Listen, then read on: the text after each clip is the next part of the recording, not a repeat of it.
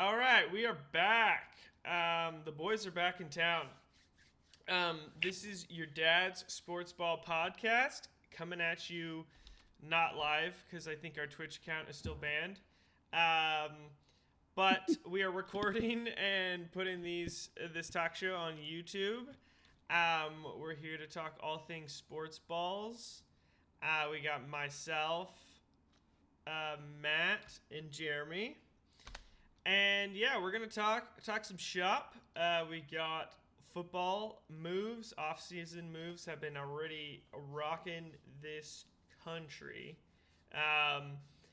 as well as we're gonna try our best to talk about baseball. I don't think any of us know a lot of baseball, but since in the summer there is only baseball and I guess soccer, and we will be talking some UFC, but we're gonna try. We're gonna give it a shot, guys. Right? People like baseball. Start learning. Be ready for when that's the only thing we can talk about. Exactly. But let's start off by talking about something that we do know, which is let's talk about football. The offseason moves so far. Football. Yeah, I mean the big one. Brady's back. Yes. Brady had enough of Giselle and the kids. Didn't take too long. Get me back on the field. Yeah. So Brady is back. Which he was still was one of the top quarterbacks in the league last year by pretty much every metric. So I'm sure he'll still be good this year.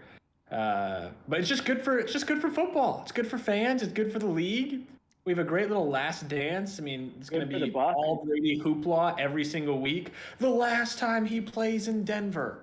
This is the last time Brady's ever coming to FedEx Field in Washington. I mean, just every single Sunday is going to be that way.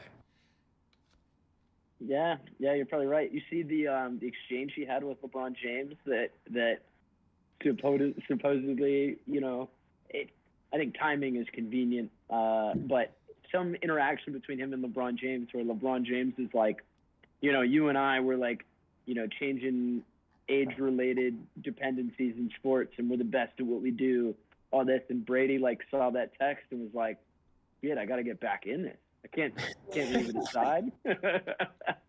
That's the narrative that I've seen out there. I doubt it's true, but there was some exchange between the two of them. And it's true. I mean, they are that guy for their individual sport. So I'm stoked Brady's going to be back, and it's great for the Bucks, Oh, big time, great. They were a little. It was looking a little scary for them if he just left and walked out. Yeah, a loser. I'm trying to, the losers in this scenario. Yeah. One of them, the 49ers, because that is one less team in the Jimmy Garoppolo market. And that market is getting slimmer and slimmer. Well, so I have some of the talk shows have floated the idea that Brady, and there's no evidence to support this, but wants to get traded to the 49ers. But I would love that so much. I would love it. I think it would. If I was him, I would. I just think the California markets are just so much better for big name players. Look at OBJ, who got released by the Browns, went to the Rams, and is basically having a resurgence in his career, a resurrection of his career. But I don't know where the evidence is. I don't think there is much besides that he's from the Bay Area, I think. He's from here. Yeah, exactly. Yeah. But yeah, that it's a loser. The losers include, everyone in the NFC who was hoping to have an easy ride. Aaron Rodgers. I was going to say. Big loser in that scenario. So I don't think we talked about it yet, but that was one of the big off-season moves. Is Aaron Rodgers was back and forth, back and forth on what he wanted to do. We've talked about it before with the COVID stuff, but he's very he's like got a little Kyrie in him, where he's like very like he's a very like ambiguous guy, very vague with the media, and everyone's like, what is he gonna do? And so it looks like he's just signed an extension. Staying put. He's staying put. He signed like a record deal. I think it was like basically like 50 million for over like 4 years or something. Yeah, 150 million over 3 years. So 50 mil a year. A year, yeah. Yeah. That's a bad man. It's a bad man. Well, and what I've heard is Devonte Adams is not a lock to come back because he wants big money. I've heard. Yeah, they franchise tagged him, and he has informed the team that he will not play under the franchise tag. Yeah. So they have to sign him to a long-term contract, which honestly, it's a no-brainer. Like you have Aaron Rodgers for 3 more years, so you don't have to worry about like, oh, maybe you have a quarterback shift and you don't want that on the books anymore. And signing him to a long-term deal will lessen the cap hit this year, which will allow them to like sign more players. So I don't even understand why this is an issue. Maybe they're just far apart on like what that contract should look like. Maybe he's just looking for stupid money. I don't know. It's a great like you bring up like some really good strategy reasons for it. I think in the big picture, like Devonte Adams is what gives Aaron Rodgers value on that team in a huge sense. Like, you take Devonte Adams out of that receiver core, I mean, Aaron Rodgers is not going to a Super Bowl with Valdez Scantling. You know, like it's just not gonna happen. Like they have like all of these solid receivers that become good receivers because Devonte Adams is on the field, and without him, or making some big offseason move to get some elite wide receiver, I don't see Aaron Rodgers being the Aaron Rodgers that they're paying him to be. And so I also see it just from the big picture. It's a no-brainer. Like, you can't lose Devonte Adams. So yeah, I mean, you have no receiving weapons at all at that point. Randall Cobb? Yeah, he's not even there anymore. Like, they get nothing. I mean, I think you have Alan Lazard and Marquez Valdez Scantling. I was about to say Lazard, I think, is probably considered the second. Maybe But yes, for anyone who doesn't know, the NFL franchise tag is how a team can keep a player who's been on their team, was drafted by their team, right? They just have to be on your team. Okay. And they're now a free. You have one per offseason. They're now a free agent. It's a fixed price. It's all guaranteed, 1 season. The players have no say in it other than to say, I won't show up. Yeah, basically binds them to the team for 1 year if they're scheduled to become an unrestricted free agent. So it's a big number usually. So I think it's like 20 mil for a wide receiver. So yeah, it says he would make 20 million, which would make him the 3rd highest paid receiver in the league, behind DeAndre Hopkins and Julio Jones. And Julio Jones and Christian Kirk now. Yeah, true. Yeah, world beater Christian Kirk. So recently signed on the Jaguars. Yeah, so we can switch to that because those are some of the other moves that are being made. Go to the Jaguars. Christian Kirk's the exact same thing as like Valdez Scantling. Like, he only becomes super. He's a talented player, obviously, but like so much of his value comes from the fact of DeAndre Hopkins also being on that roster. And AJ Green, like this. Yeah.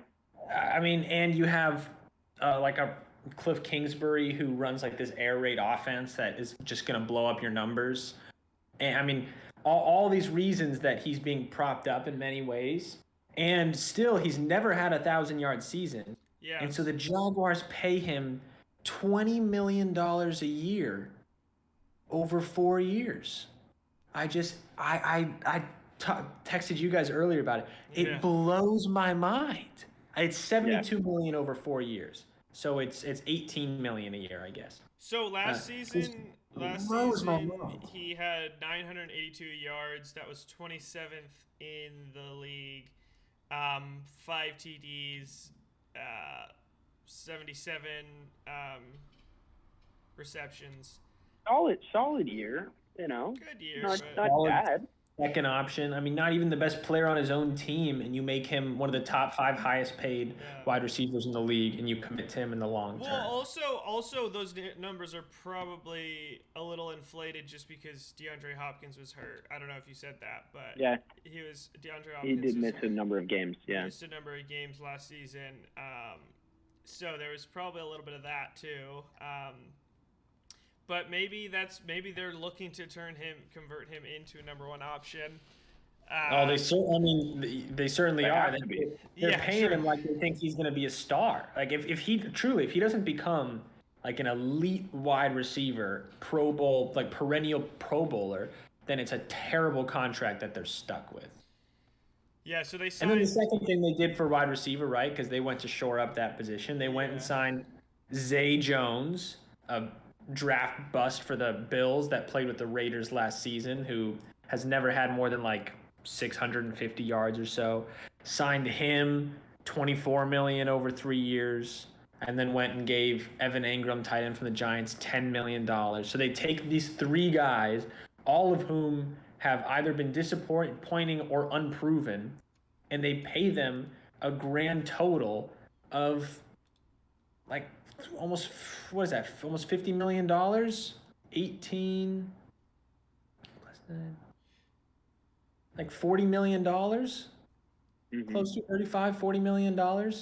I mean, the salary cap's 200. That's over 15% of their entire salary cap to these 3 guys. Yeah, that's crazy. Well, so they also they signed Evan Ingram,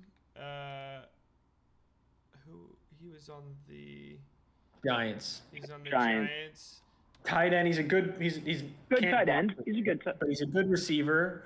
But he's always injured. Also, I mean, look, the Giants weren't even willing to pay him 1 year, $9 million. Yeah, that should go to show. So it looks like they also just signed Darius Williams, who was a center back. Yeah, corner for the Rams. From the Rams. In terms of a team that clearly needed to change something, it doesn't bode well in terms of the direction that they're changing. No, and then they signed Brandon Scherf from the new Washington Commanders. Yeah, the Commanders. Guard for like $13 million a year, $50 million over 3 years. I mean, they've just committed such a large portion of their salary cap to like a handful of players. Brandon Scherf's great, but he's a guard. He's interior offensive lineman. And then you've got 3 receiving weapons that are wildly unproven that you're committing to in the long term. Yeah, they got a guard, a linebacker, and a defensive tackle. Yeah, they let their best receiver walk, and he didn't even make a lot of money. I mean, they let DJ Chark walk for like $10 million for 1 year. I don't know why you don't just keep him instead of Zay Jones at that point. It's just crazy to me. Yeah, he dealt with I think a couple minor injuries, but he's a talent.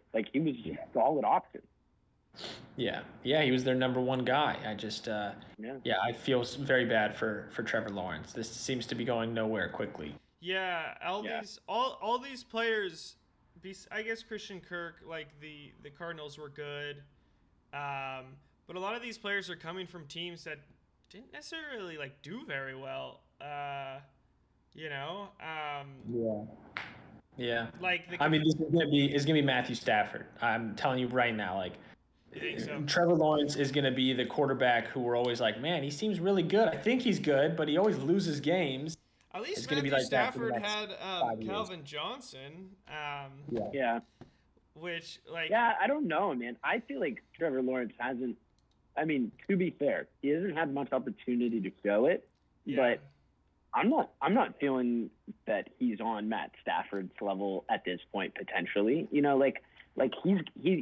needs more opportunity to do it. He could become who everybody thought he was going to be coming out of the draft. But despite having an god awful team, it wasn't Trevor Lawrence was making some big plays come together for them here and there. It was just like they're all bad. Yeah, that's true. That's true. I sort of like, just with what was going on between coaching and that roster and everything, I've sort of in my head excused him, but you're right. He didn't do anything worth. To be fair, Trevor Lawrence did have a better first year than Matthew Stafford. Matthew Stafford was about like 2,200 yards, 13 TDs, 20 interceptions, and then Trevor Lawrence was like 3,600 yards, 12 TDs, 17 interceptions.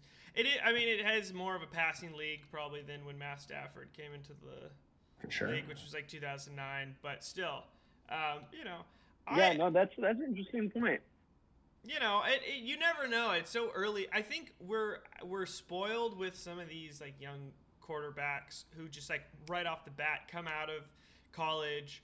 Patrick Mahomes, Lamar Jackson, Justin Herbert, Joe Burrow, and they're just immediately like winning. Kyler Murray, like winning teams.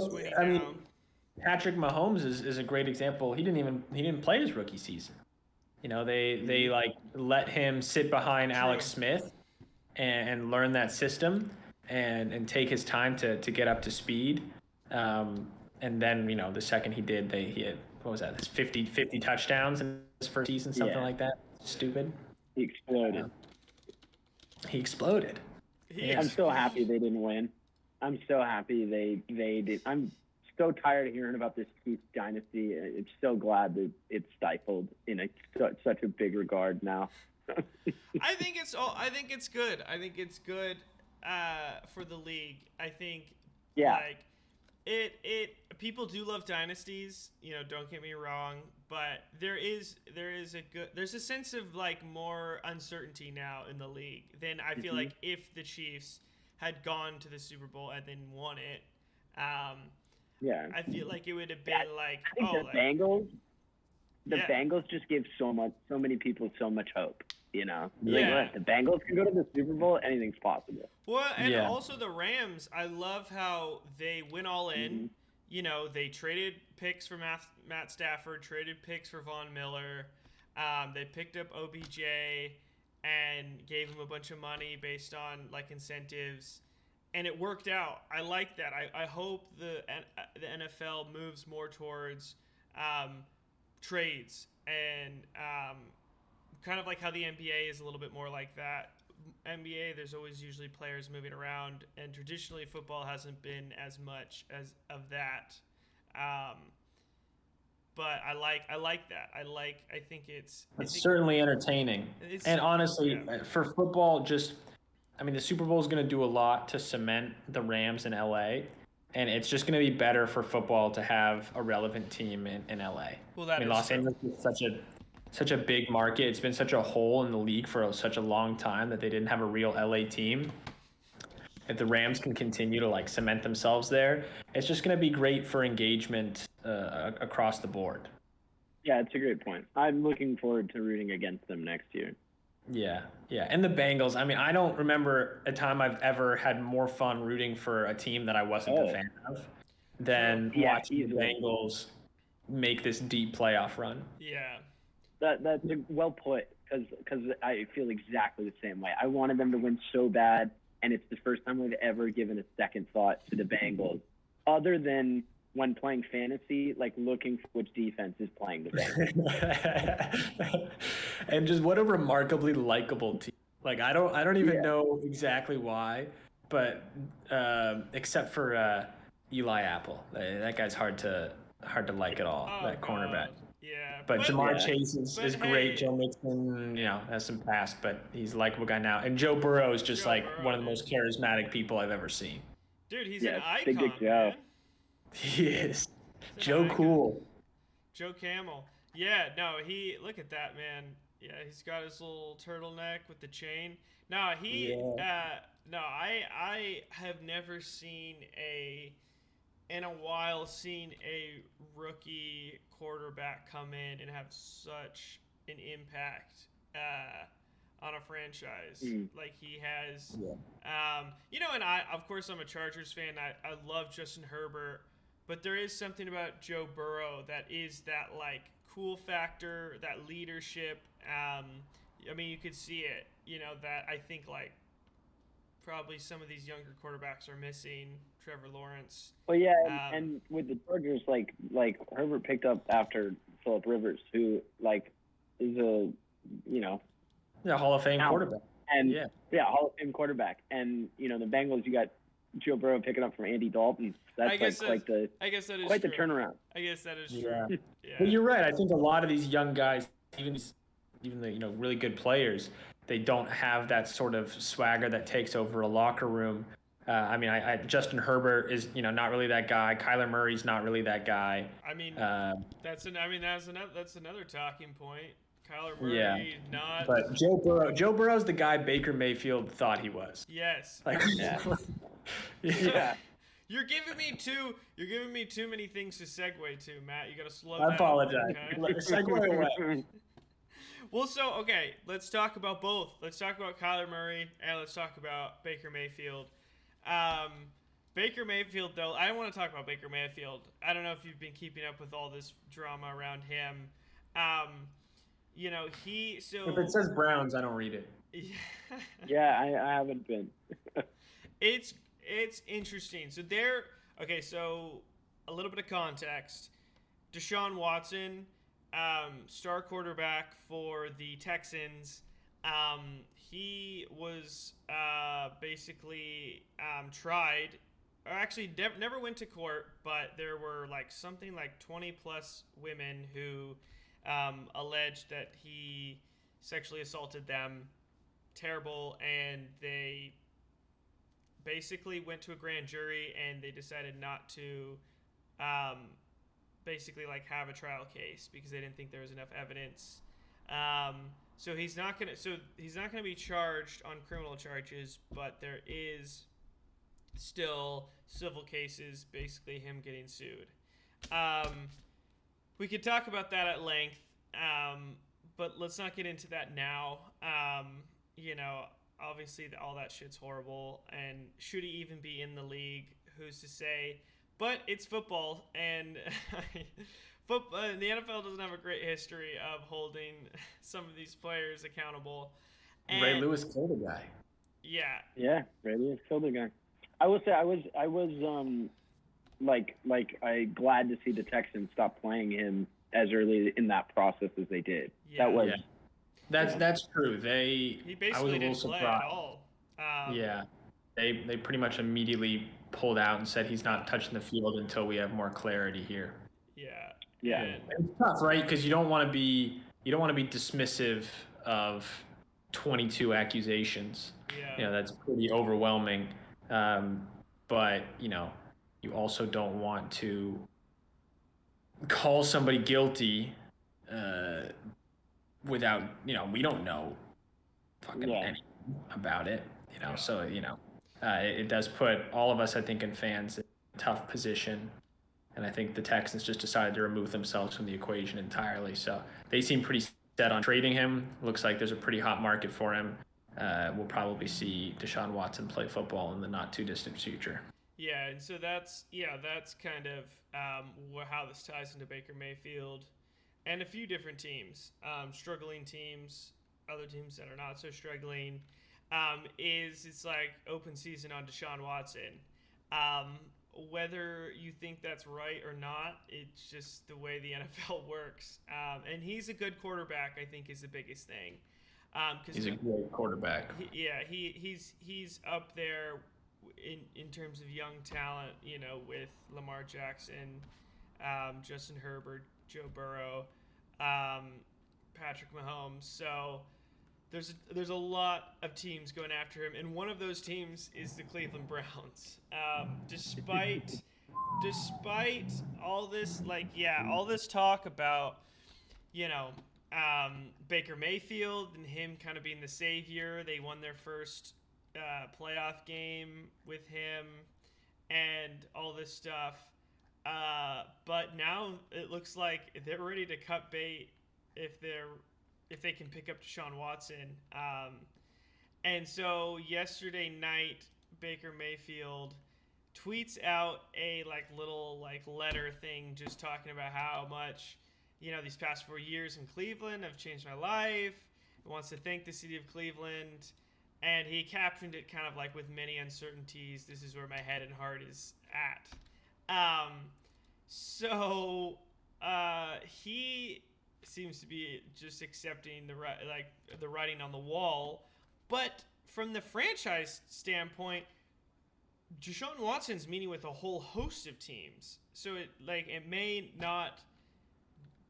This may not be actually happening, but it looks like Baker Mayfield is already like they're determined for that. Yeah, and this is a great article headline. Baker Mayfield's goodbye means that Cleveland's Deshaun Watson idea had better work, which is so true. Like, if this doesn't go through, if they don't get Deshaun Watson, then they're just left with like this bad taste in their mouth. Both sides are. I think he's doing it. I think that's a fuck you from Baker Mayfield. Like, I think that's what that is. I think so. Is like, he's just not. He's you're looking at Deshaun Watson. No, I think that's what it is. Like, he's not a quiet guy. I think he's decided he's not going to sit there and just like be, the quote unquote victim of these trade rumors and conversations. He's just like, he's telling everybody else like, sorry guys, looks like they're kicking me out. I didn't want it either. Like, you guys are great. And I think it's the Browns. The Browns. The Browns, man. They're in such a tough position right now, and they've got some roster holes too to deal with. I mean, Landry's. They're gonna have no wide receivers. Yeah, so they're gonna have no wide receivers. Yeah, for context, for the listeners, they released OBJ, who was basically their first option in the middle of the season, and then he was picked up by the Rams and won a championship. And then they just released Jarvis Landry. They did. I did forget. They did just trade for Amari Cooper. They traded for Amari Cooper. That's now their big. Yeah. That's their big play. Yeah, Amari Cooper, who is they've got the Peoples Jones. Peoples Jones is the 2 option. Right, Donovan Peoples-Jones. Yeah. Who showed a couple glimpses of talent this last season, but yeah, they're in trouble. Yeah, it could be tough there. I mean, the reality is Baker Mayfield has not performed at the level that they drafted him at number 1 overall to. He has not performed at the level that he said he was going to, being this loud guy that came in the league. What he did do for this team is he made a lot of people believe that he was that guy and that they were going to be good. And he brought an energy to the Browns that had not been there for quite some time. Yeah.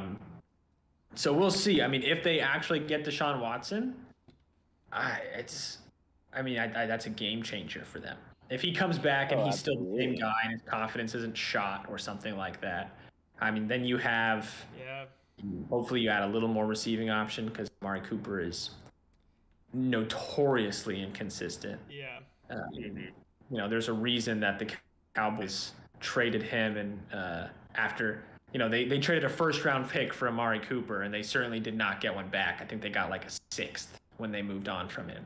Like, that's fucking rough. You go out there and trade a first-round pick for somebody in a few years, you trade them for a 6th-round pick. Yeah, it's usually not great.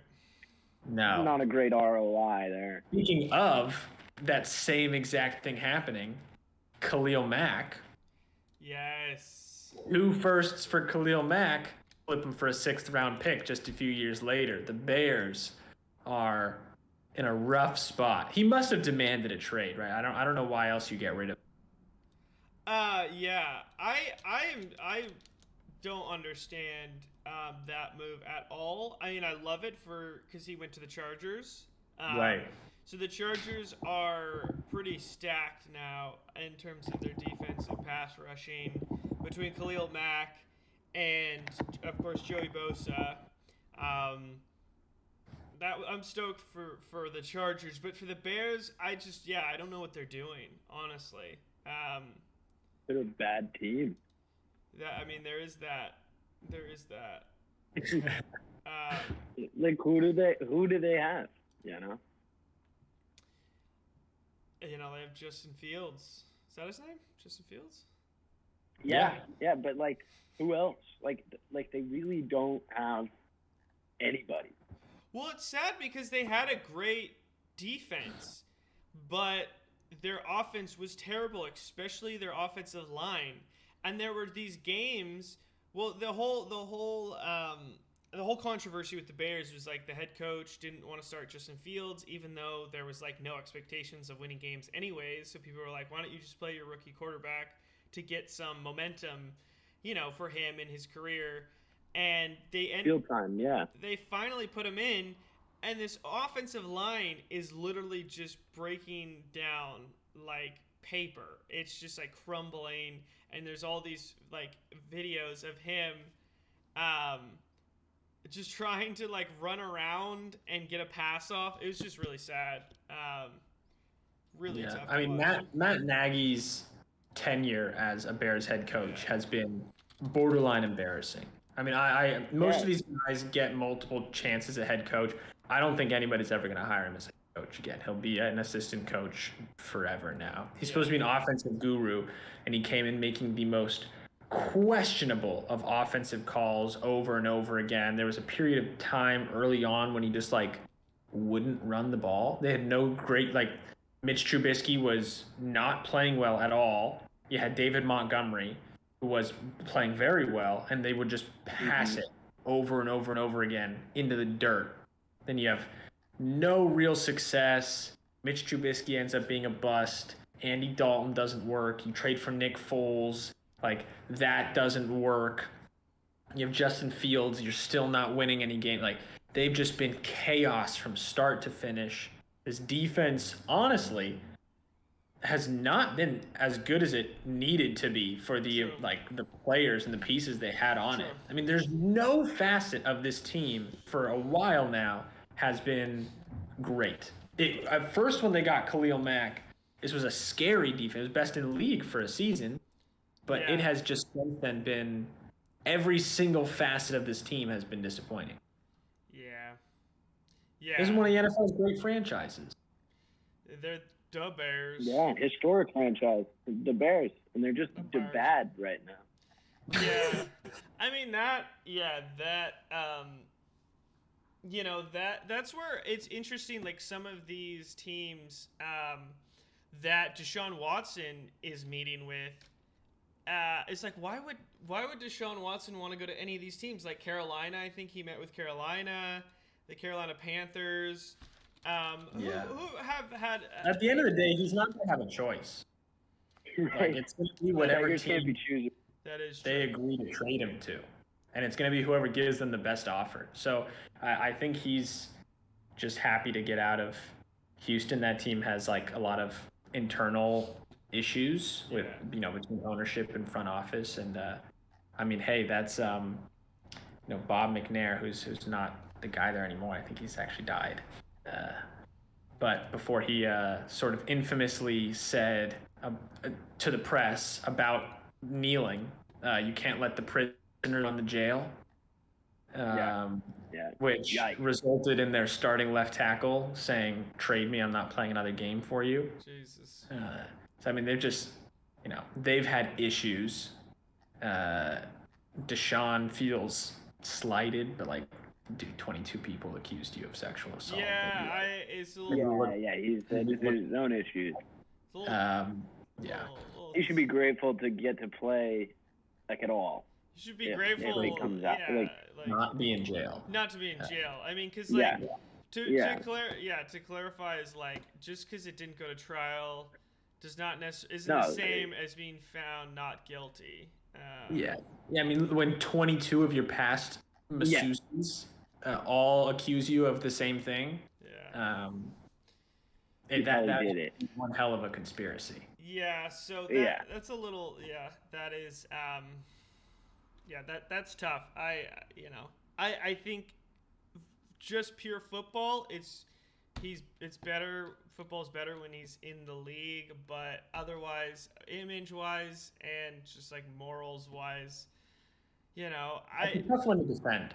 That's a tough one, especially if he goes to the Browns. I mean, they have Kareem Hunt, who infamously got caught on camera like kicking a girl in an elevator lobby or something, and now he's on the Browns because they didn't want, or because the Chiefs who drafted him cut him. The Chiefs didn't want him, yeah. So the Browns. Yeah, I don't think he should get it. Like, I don't think he should have a job. My opinion. I agree. I know there's gray areas and stuff. I don't think he should have a job. No, I just don't see. I don't necessarily see like the benefit of keeping these guys in the league. Honestly, the female viewership for the NFL has been steadily rising for a number of years. It's still obviously supremely dominant male fan base and viewership, but as that female viewership gets higher, I wonder if these sort of offenses become more of career enders than they have in the past. And in the past, the only time they really have been are when you're literally on camera, like Ray Rice style on camera. I don't know, like, in light of the Calvin Ridley issue that just popped up recently, I don't think we talked about it, but he just got suspended for getting caught betting on games, which you can't do if you're, playing in those games. First of all, he's an idiot. He placed a bet in his own name on a mobile app for a casino. Like, what are you doing? Yeah. Like, get a buddy to place it for you at the very least. Like, be smarter. But anyway, he got punished, like, very harshly. And I understand that it's, like, the integrity of the game and all this stuff. And it's important to stifle anything in that category of things. But there are people who have harmed other human beings in very, very worse ways than what Calvin Ridley did, who got punished way less severely. And that to me is not to say that Calvin Ridley should be punished less, but that those people who have, harmed, there's this clear evidence and cases around them harming other people in their lives, like, those punishments should be much larger than they are. And the NFL has a history of them not being large. I hope it moves towards a direction that they. Yeah, the only way I see that happen is if there are more female fans who hold the league accountable. Otherwise, I don't know what else pushes them in that direction. Genuinely, I don't. Clearly, the existing fan base doesn't care enough that much. Yeah. It might be there may be a generational turnover that happens slowly at some point in terms of the leadership that maybe might change, but that's a slow ball to be counting on. So hopefully, other changes are made, more quickly. Yeah. Yeah, and the Calvin Ridley stuff was tough because of the NFL's, like, this article kind of talks about NFL's, like, 180 turn on betting, how, there was basically, like, there was, before the past few years, separated themselves from any sort of sports betting, and now it's, like, going full force. Ads, all the Caesar ads, Caesar's Palace, like, gambling app ads, all this different stuff, and then to, like, all of a sudden go and suspend Calvin Ridley, this player who was hurt at the time, and was not actually on the field or anything for those games that he betted on, and then you have the allegations by Brian Flores against the Miami Dolphins owner Stephen Ross, who offered Brian Flores $100K for every loss, basically saying, like, I want you to tank this this season. That's another. Yeah, I mean, how as the league, how do you have an investigation into that? Like, you have a head coach making that kind of allegation, and instead of launching an investigation, the NFL, or rather the team, immediately, they don't say, okay, we're going to look at this. The team immediately comes out and says this is all false, and the league goes, oh, okay, it's false. Garbage. Yeah. Garbage. Talking about the integrity of the game, that's so much worse than one player placing a $1,500 parlay when he's on the bench. Yeah. Not even on the bench. He's at home. He sat out right. No, that's. season. I mean, he's not playing though. Right. Yeah. Yeah. No, 100%. It's that's shameful. Yeah. No, basically said, the league dismissed everything that Brian Flores alleges about Stephen Ross, deeming it without merit, and immediately, like they came out like the next day, like not we're gonna run an investigation and see if this is true. Like they came out the next day without looking and was like, that's not true. That's a lie. No, that's unreal. Yeah. No, definitely some problems. I am impressed. Definitely got some problems. I am impressed. Brian Flores has a job in the league right now. I did not think a team was going to hire him. I believe he's an assistant coach on the Steelers, but we should look that up to confirm that it is in fact the Steelers. He should be a head coach. He did an excellent job in Miami. The only reason he got fired is because he wouldn't play ball with ownership. To tank games. Yeah. I think it was across a number of things. Yes, he's a defensive linebacker coach for the Steelers. There was also allegations that Stephen Ross tried to get him to help like Tampa to bring Brady down to Miami instead of Tampa, all kinds of stuff. I think it just didn't. To be fair, in Stephen Ross's defense, had Brian Flores done what Stephen Ross told him to and tanked, they would have drafted Joe Burrow instead of Tua, and it would have been they'd be a wildly different team right now. They may have been the ones making a deep playoff. That's an interesting point. That was the season we're talking about. That's the season. Yeah. No, that's a super interesting point. I mean, it's still you can't do it. Lacks integrity. Yeah. Well, and that's, I mean, maybe then like still Stephen Ross I don't think should still be an owner in the league, but then that's a bigger discussion on like maybe the incentives of some of these like losing teams should change, where they're not incentivized to tank seasons and pay their coaches to lose games.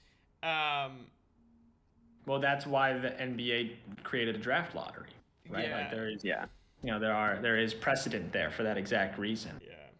But we moved on because there were more important things to talk about. But I do want to just highlight how bad of a move this Khalil Mack trade was for the Bears really quickly before we forget about them for the next season because they're going to be irrelevant. And how great of a move this was for the Chargers from a salary cap perspective. Khalil Mack is going to be on a salary cap hit of about $17.5 million this year. Again, that's the average salary Christian Kirk is going to make less in Jacksonville. It also makes him about the 10th highest cap hit for edge rushers in the league. This is a dominant force. He was a defensive player of the year not long ago. He's still healthy. No issues. This is not a cumbersome contract. He's underpaid, and there's zero dead cap. The Chargers can cut him at any time and walk away with no dead cap hit left on their books. This is a fucking steal for them. An absolute steal. No, the Chargers have done. I was just looking at the CBS Sports has basically like a list of all moves by each team and like grades for each of them. And rightfully so, Chargers have an A so far. They re-signed Mike Williams, who they drafted originally. MW. He is. If Keenan Allen wasn't on the Chargers, Mike Williams would be higher up in just like the. Yeah, but they're such a great 1-2 punch. I mean, they're the 1-2 punch every team in the league wants. Yeah. Keenan Allen is Mr. Dependable. Will get you a first down every time you need one. He's the best route runner in the NFL.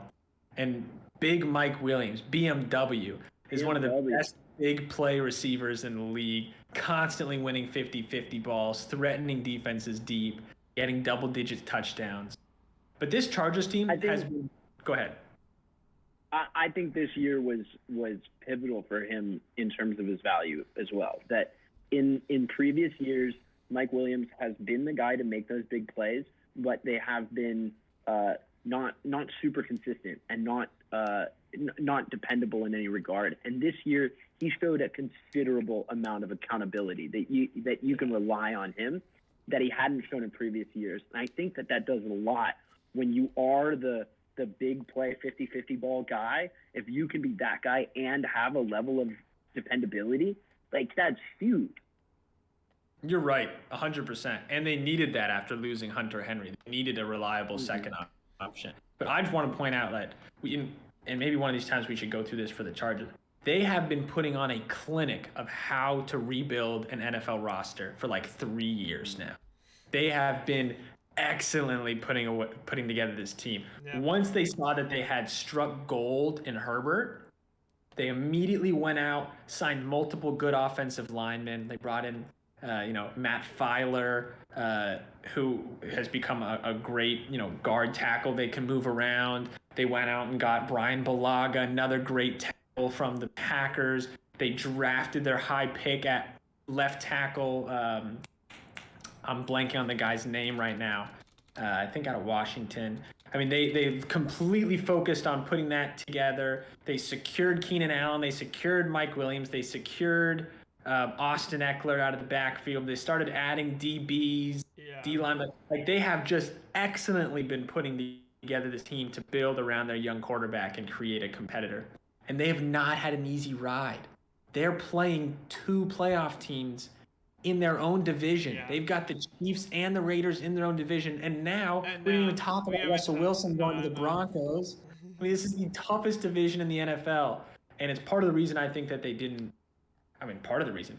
It's the entire reason they didn't get into the playoffs this last year. But they have been putting out the gold standard for how to build a good long-term NFL team. They've done an excellent job. Yeah, they also picked up J.C. Jackson from the Patriots, who I think was second last year in interceptions. And they also picked up defensive tackle. Yeah, but that's a really good point. And, a good segue into the Broncos, who got the other A on this list for offseason moves, obviously because they picked up Russell Wilson from the Seahawks. Devastating here in Seattle. I've been in contact with a few Seattleites, talking them off the ledge and whatnot. But no, it's tough for Seattle. They're full rebuild. Yeah, they've got nothing. Full rebuild. From scratch. Full rebuild. Full rebuild. They still, yes, they have a few good receivers, but that's it. There's not much. And also it's you could argue too that, it was between, I'd heard Pete Carroll or Russell Wilson, and it was like one of them is going to have to go. They're not compatible together. And sadly to say, like, they definitely let the wrong one go there.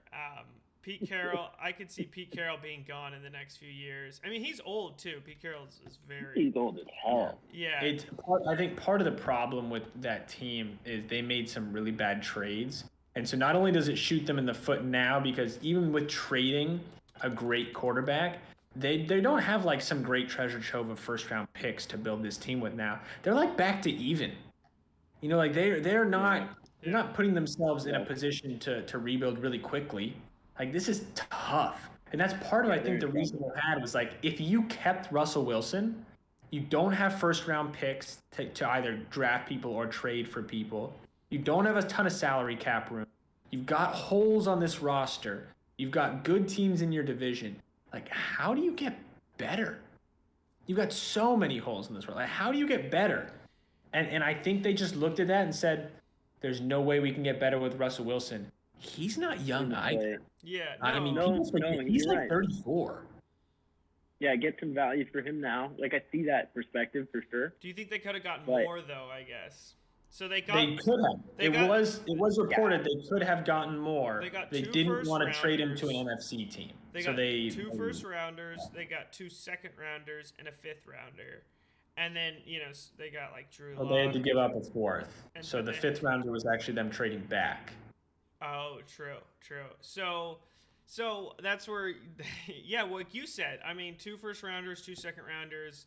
That's basically that. Yeah, getting back to even after they gave up 2 first round picks for Jamal Adams, who was like hasn't even been playing that well. Yeah. Reportedly, the Commanders offered them 3 first round picks, but they didn't want to trade them to an NFC, which is just like so dumb to me. It's like, dude, do you really think you're going to see Washington in the playoffs, and that's the reason you're not going to win a championship? Yeah. Also, you're rebuilding. Who cares? Who cares what happens exactly. in the next few years? Who cares? Exactly. Even with trading him to the AFC, you still have the Rams, the defending champs, and the Cardinals. And the Niners. It's Washington. There's a good chance they're going to screw that up anyway. Yeah. But, I mean, now the Broncos are looking mighty fine. Yeah. They're looking mighty fine. Judy, Tim Patrick, they're going to be wheeling and dealing out there. And Cortland, don't forget about Cortland Sutton. He hasn't played in a little bit. Like, he's been injured. You're right, yeah. But he's a beast. And they stole Randy Gregory from the Cowboys, which was amazing to see.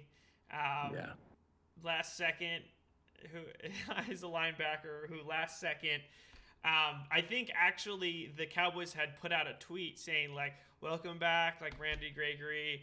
And then like literally the next second, it's like, nope, he's going to the Broncos. But yeah, the Broncos got of course they have a good defense. It was the only thing that kept him competitive this season.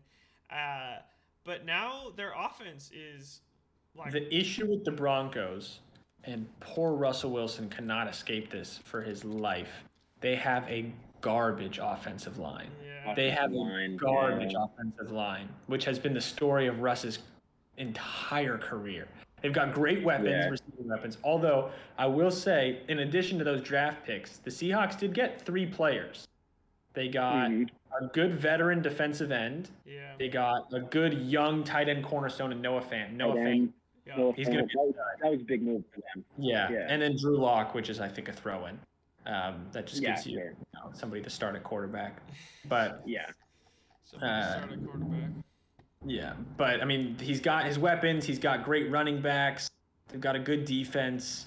But fuck, this is one of the worst offensive lines in football.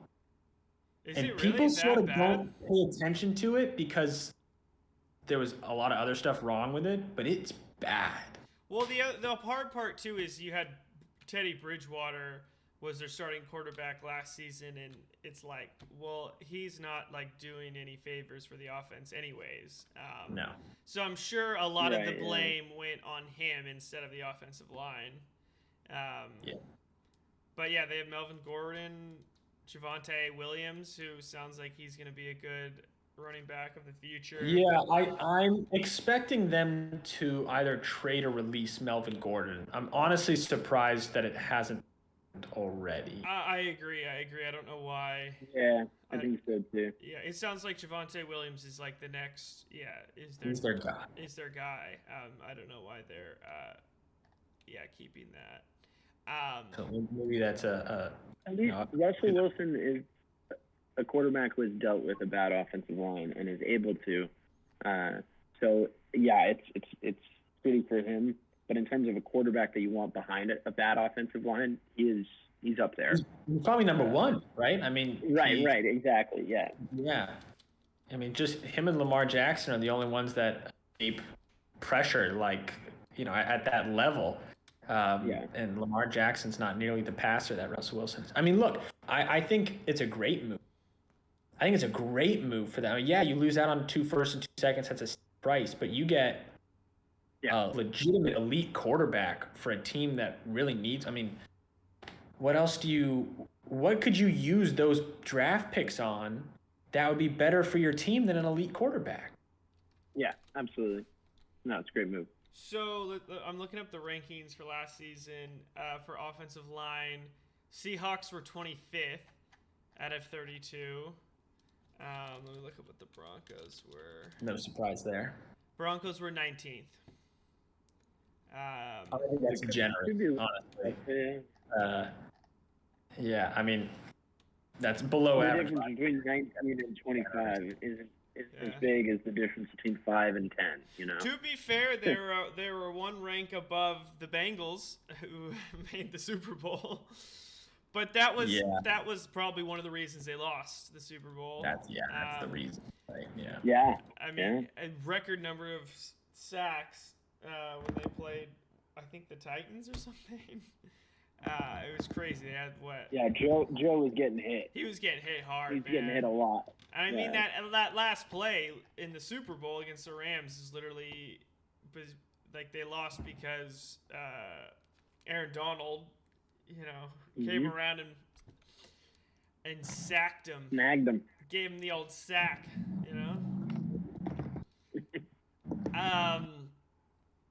But yeah, I mean, it's shaping up to be an interesting season already. Kyler Murray. Kyler Murray is also like, he's had some weird things going on with the Cardinals. I don't know why he did that. Ran with stories that he was going to leave. No, but I also don't get why he did what he did. So for context, all of his Instagram shit. What are you doing? So a few weeks ago, Kyler Murray, looking for a long-term deal, extension with the Cardinals. Apparently there was an anonymous source within the team that called him, I think it was selfish or something, or self-centered, something along those lines.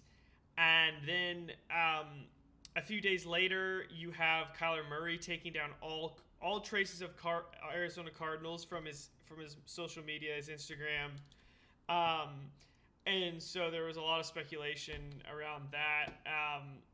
Basically people just like, oh, he's looking for a trade. Obviously that never happened. The Cardinals are still like, they are miles ahead of where they were a few years ago, even a year ago. So you can't. Yeah, they had a playoff meltdown. He was garbage in that last playoff game, but the whole team was garbage. But he was visibly one of the worst I've seen a playoff quarterback play in a good while. He was frazzled. That being said, he is this team. They're not going to trade him. They just spent a number 1 overall pick on him. He's been worth the number 1 overall pick. Yeah, he has no leverage here. He has no leverage here to get a trade. Hey, Matt, that's untrue. He can take down his pictures. He's going to be a restricted free agent. I mean, it's just a silly conversation. He can take down his pictures, though, and make them scared. He can show that he's not self-centered by making himself the center of it. Yeah. No, I agree. I don't think it was a very good look. I thought if I was him, I would go the route of just being like, hey, like, I'm going to prove next season, like, post something, be like, I'm worth the money. I'm going to go out and prove that I am. We're going back to the playoffs next season, which looks like a very, very, very possible. I mean, they could have been the number 1 seed this season if they didn't have a meltdown in the second half of the season, of the regular season. Well, they lost Hopkins. Well, they lost Hopkins. I guess that's like what we talked about earlier. They lost Hopkins. And then you see what happens when you have Christian Kirk as your number 1 option. Things go south. I mean, Kyler Murray, he's hurt a lot. He's had great seasons for the past 3 seasons. They actually something to pay attention for his camp, which I'm surprised they're pushing so hard for an extension now, because these contracts just get bigger every year. But you just had Aaron Rodgers reset the market. Next season, Lamar Jackson's going to Lamar Jackson's going to get his big contract this year. Why wouldn't you just wait for Lamar? I think they're worried about injury. Honestly, if I was his camp, he is hurt. So that's the knock on him. He is unprecedentedly short for the quarterback position, and or just small. I mean, he's 5'10". Justin Herbert, I think, is like something like 6'5", basically like a basketball player. And so Kyler Murray is small. He runs a lot, so he's taking hits. I mean, that's always the worry about like Lamar Jackson, Patrick Mahomes, Kyler Murray, like some of those like dual threat running quarterbacks, is that they get hit a lot. And he is the one example, I think, where those people have been correct about that, is he has. And that has affected... Gotten injured, yeah. Yeah, gotten injured, and that has affected his ability to carry out the season, honestly. I mean, because they have started well, and part of it is Cliff Kingsbury, their head coach, has a record of starting seasons well, ending seasons terribly. But I think that's also, like, that combined with Kyler Murray getting hurt and having to come back at the end of the season, probably not in a rhythm, probably still a little bit afraid to get injured. That's probably another. And so I'm thinking their camp is like, we need to get this extension signed quick before, That's interesting. an ACL tear or something, or a big hit. Yeah, I just wouldn't. If I were them, I wouldn't be afraid of that. Like he's shown enough, and he's still so young, and the quarterback position is such an anomaly in the sports, just in generally. It is. That I think he could tear his Achilles this year, and next year get a $30+ million a year. Because there's just going to be a team, and even if it's not I think it would be the Cardinals, but I see no. If he was coming off an Achilles right now, I think Carolina and Washington and Denver would have been lining up to huge contract. And that goes to show, like you said, Washington, the Commanders, Indianapolis as well. Just traded for Carson Wentz, who had basically was having an MVP season. What was that, like 4 years ago, with the Eagles. And then mid-season, he got hurt, was out for the rest of the season. And he is still, I am so surprised how many lifelines the league is giving this guy. He's going to have the best receivers of his career, though. He's a lucky boy. Yeah. He's going to go Scary Terry and Kurt Samuel. He's a bit of like this, he shows glimpses of being a really talented quarterback, and like took the Colts on a bit of a winning streak at a point in the season where all of a sudden you're like, hey, they're looking pretty good. Yeah, Jonathan Taylor's carrying them a bunch as well, but he has been a guy to lead teams to success in the past. He's been the guy to lose games a bunch in the past as well. But I'm interested to see what he looks like with that receiving core. Well, this is it. The issue is, like, this is the running heaviest team in the league in the Colts. And all he had to do was be Ryan Tannehill.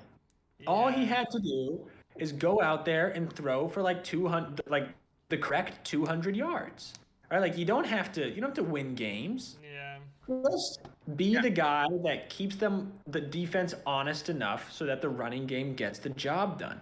And he had a meltdown of colossal proportions to blow the season. Like, he's just not the guy. We've seen it over and over again. He is not the guy. I'm inclined to agree with that. That meltdown. That meltdown. So at the end of the season, they just needed to beat Jaguars. They had to beat Jaguars, the worst team in the league. They could have beat like two teams, and I think they just need to win one of those games. I'm trying to find who those teams were, but they lost both of them basically. They had to just win one, they lost both, and one at the last game was to the Jaguars. Yeah, it was like the Jaguars and the Lions. It was the Raiders. So they okay. So this is Raiders and then the Jags. So here's how it was Here's how basically they were. Let's see. Like kind of mid-season, they went like 6. They won 6 out of their 7 games, and that was against like the Bills. They beat the Patriots. They beat the Cardinals. And those were like top tier teams. And then 2 games left. They play the Raiders and the Jaguars, and they just need to beat one of those teams, and they lost both of them. And it was just sad. The Jaguars game was just sad. It was just like, what is going on right now? Yeah, you have a must-win game to go to the playoffs, prove all your doubters wrong in your first season with a new team, and you lose to the worst team in the league in epic fashion. Such to the point that the team, rightfully so, and honestly, I think for allowing themselves to be put in quarterback jeopardy a bit, because they're identifying this is not the guy that's going to take us to a Super Bowl. It's not worth holding on to him longer. Let's cut bait. They still got a couple nice draft picks for him and just move on. Yeah, I think they're another one who's like very much hoping to get Deshaun Watson. Yeah, honestly, I think they probably end up with Garoppolo. And had they had Garoppolo, they would have been in the playoffs. Honestly, just fact. Yeah, honestly. No, it does, like, it is something to say about Garoppolo is, like he's not, he can be very overrated, but also underrated at times. I've flip-flopped so many times on whether or not I like him or not. Like, as a quarterback for the franchise I root for, it's unreal how many times I'm like, oh yeah, Jimmy G, we're still riding strong, and then it's like, get rid of this guy, please. I mean, I mentioned Carson Wentz just had to be Ryan Tannehill. Jimmy Garoppolo is the best Ryan Tannehill in the league. Like, he's the guy who he's not going to single-handedly win you games, but you got a good running game, you got a good defense, the rest of your team is solid. Jimmy Garoppolo is going to get you that dub. He's going to make the plays when you need him to. He's not going to blow the game. I mean, it was generally speaking, and you're going to have a good season. He's a good leader. Yeah, no, I mean, to be fair, the 49ers were like a play or 2 away from going to the Super Bowl. And definitely they could have... They were a dropped interception away from going... Yeah, exactly. That was it. Yeah, and they could have definitely beat the Bengals, and then we'd be here sitting talking about, like, the 49ers as Super Bowl and how underrated Garoppolo is. Yeah, you're right. Yeah. And very true. I think the Jimmy Garoppolo is 31-14. As a starter in this league, Jimmy Garoppolo is 31-14. I'm sure he's a lot of teams winning quarterback. Yeah. Like, I think that he'd be good on the Colts, I think, with their... I think so too. Yeah, I think it'd be a good fit. But, and then the 49ers have to start all over with Trey Lance. That's for sure. Yeah. Yeah, that's going to be a scary looking great for next year. But that goes back, and I've heard this about the Colts. The last 5 years, the Colts have had a different starting quarterback. Oh, actually, every... Well, next year will be the 6th, right? Yeah, actually the 6th. Yeah, because Carson Wentz was last season. Phillip Rivers before that. Jacoby Brissett before that. Andrew Luck before that. Jacoby Brissett before that. Andrew Luck before that. And then Matt Hasselbeck before that / Andrew Luck. It looks like they shared some time. So since 2016, every season they've had a different starting quarterback. They haven't had a consistent quarterback since Matt Hasselbeck was in the league. Yeah. Think about that. They haven't had a consistent quarterback since Matt Hasselbeck was playing. Yeah. Yeah. I mean, that's why people pay quarterbacks anything. That's why Kyler Murray would have an insane contract no matter what. No, you're right. Is because of that. No, and it is, like you said, it's such an anomaly in sports, like the quarterback position. There's something so, like, oh, I don't know. Like the way that It's football, it's the most impactful position yeah. in any sport. Especially nowadays with less, like the running game isn't as prominent as it was back in the day. So it's like, man, you are really given the keys to the car to one person. It's the most individual team sport that exists. If it's a team sport, baseball, but there's one guy. Yeah, if baseball had, if your pitcher in baseball, if your starting pitcher in baseball played every game, that it would be very comparable. But they don't. Yeah. They play like a quarter of the games. Yeah. You need a whole bullpen full of starting pitchers. Yeah. So it just there is nothing else. I mean, you're right. Every quarterback is LeBron in the NFL to their team. Like that's how this works. I don't wanna talk about the Lakers. We won't. Dude, Matt, you and everybody. Six-pack bet looking pretty decent right now, though. Who? The 5-6-pack bet that you made with me last time we were on about the Lakers not making the playoffs. Yeah. The problem is I looking think like a decent bet right now. I think they probably will make the playoffs because they're competing with the Spurs. But the Spurs, that's why it was 5-1 odds. But it's still like true. Like Spurs, they're bad, man. Spurs are only 2.5 games behind, and Lakers don't seem to be winning. So that's who knows. Honestly, I'd be okay with that. I just don't even want to like out of sight, out of mind with the Lakers. Honestly.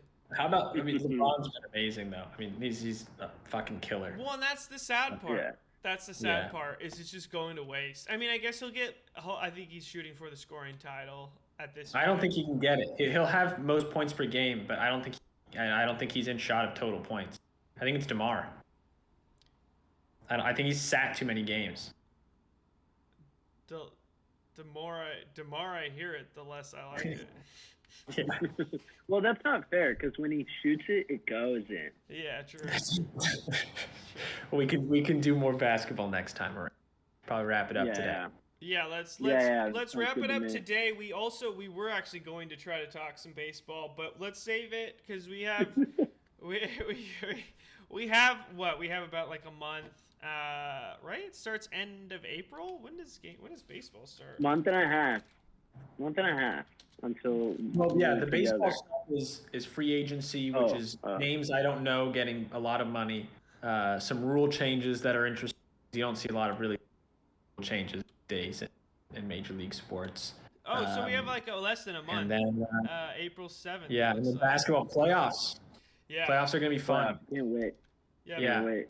I want to talk next time about how we're in a really interesting point where the dynamics of the league powers are shifting seriously, becoming really full with teams that haven't been relevant for a long time becoming real players, and it's going to be fun to watch. Yeah, but we can call it there for the day. I think April 10th. Also, April 10th is the last day of. Yeah, we didn't even get to talk about March Madness. I actually just set my bracket. I know. Dude, I have San Diego State. I have to set mine tonight. I got San Diego State going to the final four, I think. Stupid. Homer. But we should talk Sunday. I'm down. Yeah, we'll wrap it up. That'll be it for this show tonight. Look for the next episode though, maybe this weekend, Sunday. We can talk some March Madness, talk some because we have less than a month till NBA playoffs start. The playing games will probably be happening in a month. So we'll talk some of that.